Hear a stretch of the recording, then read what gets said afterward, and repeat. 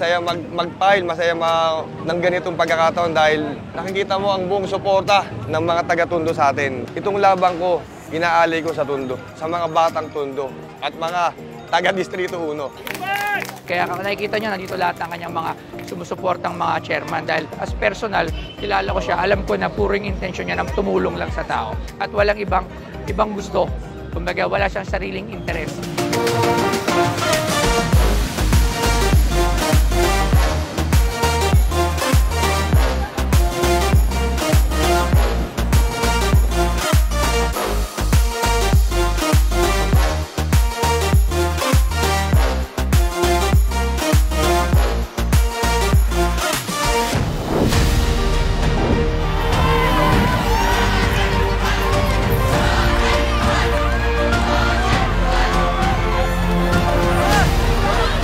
Ang congressman na magbibigay ginhawa sa Tondo, mahal ng taga-Tondo, binibigay ko po sa inyo si Congressman Joseph Lumban.